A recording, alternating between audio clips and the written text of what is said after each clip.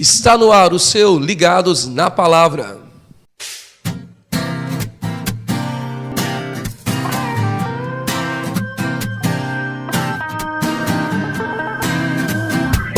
E aí galera, tudo bom? Sejam bem-vindos ao Ligados na Palavra de hoje, 21 de julho. Tudo bom com você? Espero que sim. Como está o seu estudo? Tá certinho, não tá? Que bom que você está estudando. Olha, eu quero te dar uma notícia, hein? Aquele nosso guia de estudo, esse aqui, você já não vai mais conseguir comprar nesse formato. Então, olha a dica. Você clicando aqui nesse link que está aparecendo no seu vídeo, você vai acessar direto online o seu estudo. Então, não deixe de estudar. Uma segunda dica, esta semana vamos estar te dando de presente este livro, o novo livro do pastor Alejandro Bulhon, A Alegria de Testemunhar. Não deixe de participar da nossa promoção desta semana. E estamos começando a quarta semana, uma nova semana e, claro, uma nova semana sempre com um novo convidado. Nós estamos recebendo hoje, que na verdade continua conosco, já tivemos a semana de oração toda especial com o pastor, e estamos recebendo aqui no Ligados o pastor Enoaldo de Teixeira de Freitas. Tudo bom, pastor? Tudo bom, Kenak? É uma grande honra para mim estar aqui e eu oro para que Deus nos abençoe nesse momento. Seja bem-vindo ao Ligados à Palavra. O pastor Enoaldo está um pouco nervoso com a câmera, mas vai ser uma semana, te garanto, espetacular. Preparados para começar? Vamos então falar com Deus neste momento? Feche seus olhos aí onde você está, que vamos orar a Deus.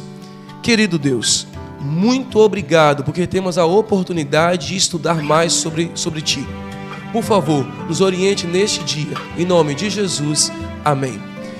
Pastor, no estudo da semana passada, a gente viu sobre a Bíblia, sobre como a Bíblia é a base do nosso conhecimento. Mas eu quero começar a semana te fazendo uma pergunta. É possível a gente estar na igreja, estar estudando a Bíblia, estar convivendo com tudo isso e mesmo assim a gente está desanimado, sem muita vontade de fazer algo?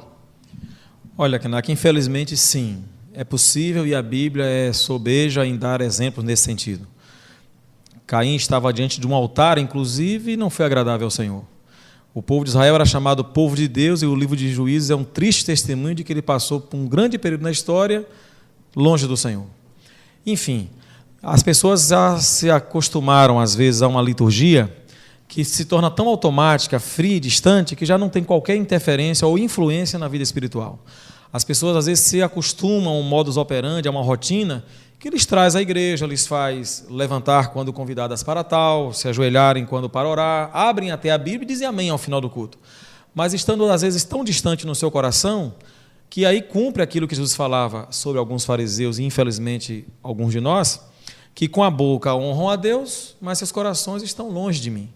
De forma que é possível, infelizmente, estar na igreja, ser adventista, cantar, orar e estar longe do Senhor. Agora, deixa um pouquinho mais além da minha pergunta. É possível que os discípulos de Jesus estavam com Jesus, frente a frente, mas ainda assim estavam desanimados? E se isso é possível, por quê? Veja, sim, é possível, mas eu até me permita, não diria tão desanimados como enganados, equivocados.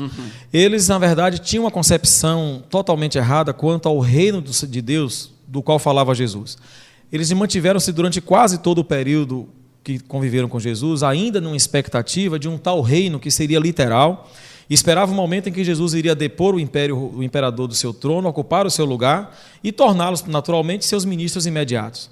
Durante muito tempo, daqueles 3 anos e meio, se não todo esse período, eles mantiveram-se então ao lado de Jesus, mas apenas na expectativa desta recompensa ou desse apogeu. De maneira que só praticamente a partir da morte de Jesus e de maneira mais específica, durante aquele período que permaneceram em Jerusalém à espera do batismo do Espírito Santo, como Jesus lhe havia pedido, é que eles realmente reavaliaram seus conceitos, reavaliaram suas expectativas e tornaram-se de fato convertidos em Cristo. Então é uma questão de foco? Sim, foco e expectativa. Algumas pessoas vêm para a igreja numa expectativa equivocada. Não buscam o perdão e a salvação. Buscam um emprego, buscam a cura, buscam uma nova namorada. E quando eventualmente essas expectativas não são atendidas, abandonam-se a fé ou simplesmente desanima-se. Se nós pudéssemos reavaliar essas expectativas e colocá-las todas direcionadas apenas no perdão e salvação, aí sim a nossa adoração e a nossa fé seriam uma constante alegria, porque para isso não haverá decepções. No livro de Mateus, no capítulo 28, no versículo 19, diz assim: portanto, vão a todos os povos do mundo e façam que sejam meus seguidores, batizando esses seguidores em nome do Pai, do Filho e do Espírito Santo. Aqui é uma ordem que Jesus dá aos discípulos, para que eles possam ir e fazer e pregar a mensagem. Se eles estavam com essa falsa expectativa, o que mudou na vida deles? Porque a gente sabe que eles fizeram diferenças. O que mudou neles neste momento?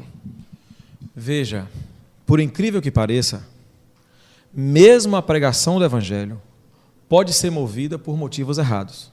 Não se esqueça que, nesta época, Judas ainda estava entre eles. Judas, por exemplo, ainda estava, também participou dessa pregação em algum momento da sua vida. Assim como os falsos profetas, tão mencionados por Jesus, estariam nesses últimos dias pregando. O próprio Jesus diz que nem todo o que diz Senhor, Senhor. Mas em teu nome expulsamos demônios, disse ele sobre essa classe de pessoas. Em teu nome, veja que ali é quase uma menção direta a pregadores, pseudo-pregadores do Evangelho, que na verdade, segundo Jesus, sequer o conhecia, porque para esses ele vai dizer: afaste de mim, malditos, que eu não vos conheço. Então, infelizmente, quando você fala o que mudou, eu não considero o momento dessa guinada a ordem de Jesus. A ordem de Jesus antecipa o que viria a ser, um pouco depois, realmente o amor, a paixão dos discípulos, o senso da missão. Até ali foi uma tarefa que ele deu como mestre aos seus discípulos e que, por obrigação quase que formal, cumpriram por um tempo. O verdadeiro amor, paixão e cumprimento desta ordem como missão veio realmente a partir do Pentecostes. De forma que, quando você me pergunta o que mudou, a resposta para mim seria: eles pararam de seguir o rei, imperador, Jesus, e passaram a seguir o Salvador, Filho de Deus, amigo e querido amado Jesus. Quando eles entenderam que o Jesus a quem seguiam não era o futuro imperador de Roma, mas realmente o Filho de Deus e Salvador de suas vidas, então passaram também agora a agir movido por um outro sentimento, no caso, o amor por Jesus e por aqueles por quem ele morreu. Qual é a melhor forma de pregar?